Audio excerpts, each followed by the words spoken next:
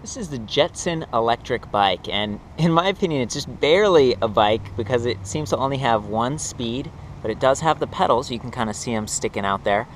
Frankly, this is, in my opinion, it's fairly affordable, feature-rich electric bike, and it is neat that it has the pedals and that it does qualify as an e-bike, because that means you don't have to have insurance or a license or anything, and you can kind of ride this on, different areas that you wouldn't be able to ride an actual scooter or like a gas-powered thing. And of course, it's a lot less expensive to, get fuel for this. Electricity is way cheaper than gas. It doesn't have to be mined and refined and shipped across the world. So it's very cool.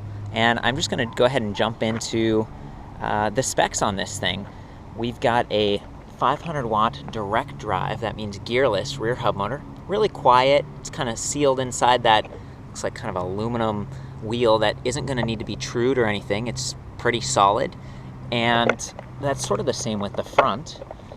Again, just the spokes, it's not like bicycle spokes that might have to be adjusted over time. You've got these disc brakes that are really solid front, and actually in the rear it might have a drum brake. Yeah, but it felt really solid when I was riding around, stopping and starting. It's got full suspension. There's the rear spring and shock, and there's the front, and that smooths the ride out a lot, along with this great seat. So riding this is just like, riding any little scooter, and in my opinion, maybe more comfortable than a bicycle, although it is heavier. This thing's like 125 pounds.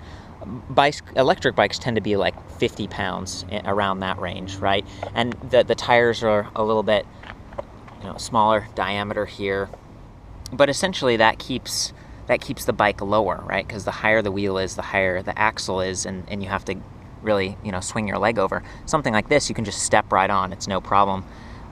So that's kind of neat.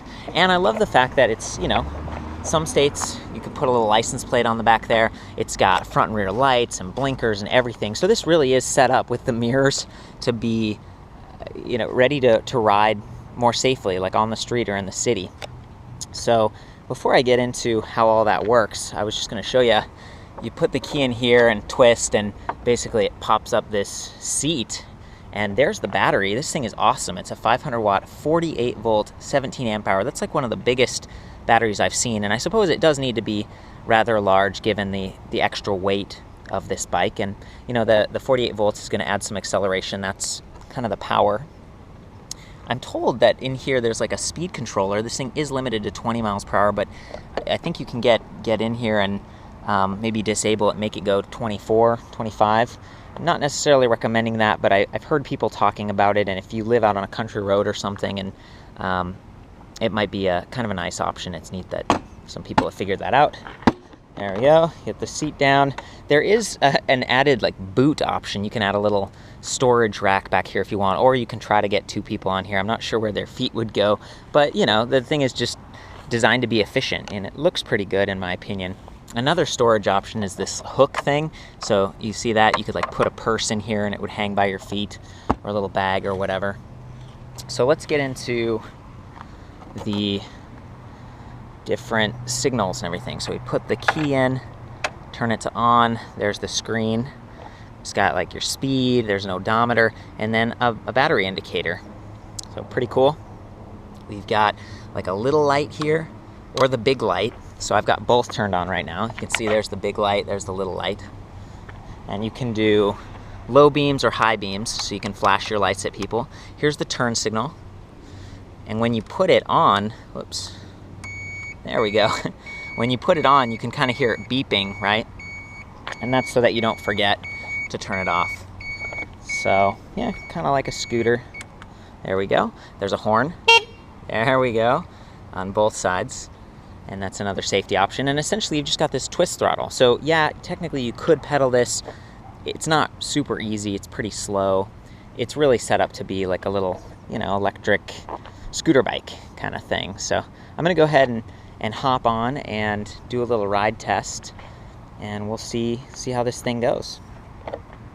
There's the kickstand. Oh, it does have this push down thing, which is neat because that kind of boosts the bike up. Okay. I'm going to start off just trying to pedal this thing and give you some idea of what that's like. There we go. Not real easy. can see the crank arms are pretty short, so I'm not really going very fast here. And the seating position doesn't really help at all. My legs are barely moving here. So it really is all about that throttle. I'm gonna go ahead and give it a try here. You just twist it and it goes. This is from standstill.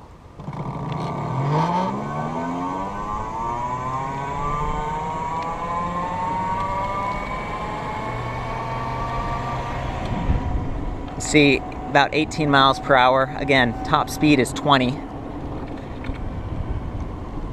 There's the brakes. Not too bad. The other cool thing about this bike is that it comes in just a wide range of colors. You can get pink or green or orange or whatever. This one's red, and it's pretty affordable. I think it's like $1,800, maybe under $2,000. So pretty cool. That's the Jetson electric bike. For more on this and other electric bikes, see you back at ElectricBikeReview.com.